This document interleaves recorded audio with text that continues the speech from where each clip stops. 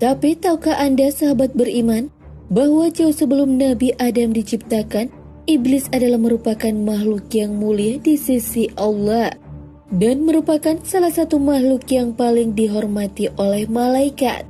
Kasih sayang Allah terbesar kepada iblis adalah bahwa yang pertama dia telah mendapatkan taufik untuk menyembah Allah Subhanahu wa Ta'ala. Yang kedua, karena ibadahnya yang banyak, dia dimasukkan ke dalam kumpulan para malaikat. Dan sebaik-baik pertolongan Allah kepadanya adalah ia menjadi teman pendamping para malaikat, sehingga dapat memahami keindahan, kesucian dan kebersihan mereka.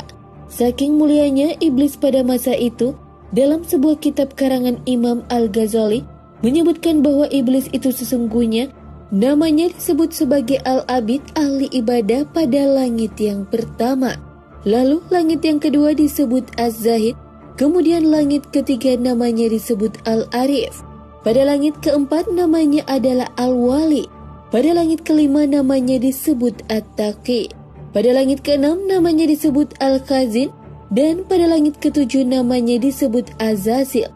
Manakala dalam Lauful Mahfuz namanya ialah Iblis. Dikisahkan iblis dulunya adalah ahli ibadah yang tidak pernah membangkang dan mengeluh terhadap perintah Allah. Ia pernah bersujud kepada Allah selama 1000 tahun lamanya, dan ia sangat giat dalam beribadah.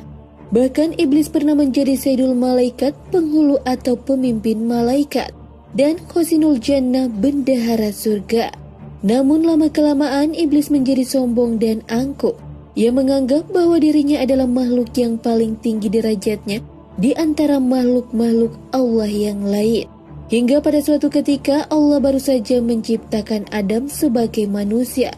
Maka Allah memerintahkan iblis untuk bersujud kepada Adam. Lalu iblis berkata, "Adakah engkau mengutamakannya daripada aku? Sedangkan aku lebih baik daripadanya. Engkau jadikan aku dari api dan engkau jadikan Adam daripada tanah." Kemudian Allah berfirman kepada iblis, "Aku membuat apa yang aku kehendaki." Oleh karena iblis memandang dirinya penuh keagungan, maka dia enggan sujud kepada Adam karena ia merasa bangga dan sombong. Dia berdiri tegak hingga malaikat selesai bersujud. Ketika para malaikat mengangkat kepala mereka, mereka mendapat iblis tidak bersujud, sedang mereka telah selesai bersujud. Maka para malaikat bersujud kembali untuk kali kedua karena bersyukur. Tetapi iblis telah dirasuki oleh sifat angkuh dan sombong, tetap enggan bersujud. Dia berdiri tegak dan berpaling dari para malaikat yang sedang bersujud. Dia tidak ingin mengikuti mereka dan tidak pula dia merasa menyesal atas pembangkangannya terhadap Allah. Kemudian Allah merubah mukanya yang pada asalnya sangat indah ke bentuk hina yang menyerupai babi hutan. Allah membentuk kepalanya seperti kepala unta, dadanya seperti daging yang menonjol di atas punggung, wajah yang ada di antara dada dan kepala itu seperti wajah kera. Kedua matanya terbelah pada sepanjang permukaan wajahnya. Lubang hidungnya terbuka seperti cerek tukang bekam. Kedua bibirnya seperti bibir lembu, taringnya keluar seperti taring babi hutan, dan janggut terdapat sebanyak 7 helai. Setelah itu lalu Allah mengusirnya dari surga, bahkan dari langit, dari bumi dan ke beberapa jazirah. Dia tidak akan masuk ke bumi melainkan dengan cara sembunyi. Allah melaknatnya hingga hari kiamat karena dia menjadi kafir. Namun meski iblis pada sebelumnya sangat indah cemerlang, mempunyai sayap 4, banyak ilmu, banyak ibadah serta menjadi kebanggaan para malaikat dan pemukanya, dan dia juga pemimpin para malaikat karubin dan banyak lagi. Akan tetapi semua itu tidak menjadi jaminan sama sekali. Ketika Allah membalas tipu daya iblis, maka menangislah malaikat Jibril dan Mikail. Lalu Allah Subhanahu wa Ta'ala berfirman kepada para malaikat, "Apakah yang membuat kamu menangis?" Lalu mereka menjawab, "Ya Allah, kami tidaklah aman dari tipu dayamu." Kemudian Allah kembali berfirman kepada malaikat, "Begitulah aku, jadilah engkau berdua tidak aman dari tipu dayaku." Setelah diusir dari surga, maka iblis berkata, Ya Tuhanku, Engkau telah mengusir aku dari surga disebabkan Adam, dan aku tidak menguasainya melainkan dengan penguasaan-Mu.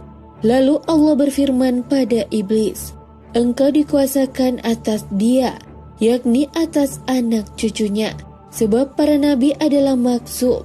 Berkata lagi iblis, tambahkanlah lagi untukku. Allah berfirman, tidak akan dilahirkan seorang anak baginya, kecuali tentu dilahirkan untukmu dua padanya. Berkata iblis, tambahkanlah lagi untukku. Lalu Allah berfirman, dada-dada mereka adalah rumahmu. Engkau berjalan di sana sejalan dengan peredaran darah. Berkata iblis, tambahkanlah lagi untukku. Maka Allah berfirman lagi yang bermaksud, dan kerahkanlah terhadap mereka pasukan berkuda dan pasukan yang berjalan kaki.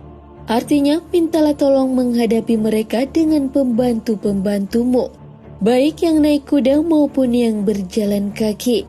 Dan berserikatlah dengan mereka pada harta, yaitu mendorong mereka mengusahakannya dan mengarahkannya ke dalam haram.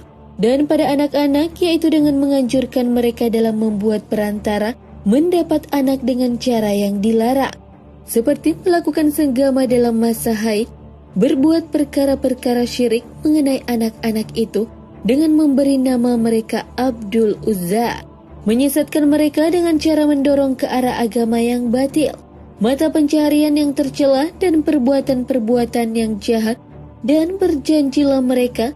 Hal ini juga disebutkan dalam surah Al-Isra ayat 64, yang artinya, dan hasunglah siapa yang kamu sanggupi di antara mereka dengan ajakanmu, dan kerahkanlah terhadap mereka pasukan berkuda dan pasukanmu yang berjalan kaki, dan berserikatlah dengan mereka pada harta dan anak-anak, dan berilah janji mereka.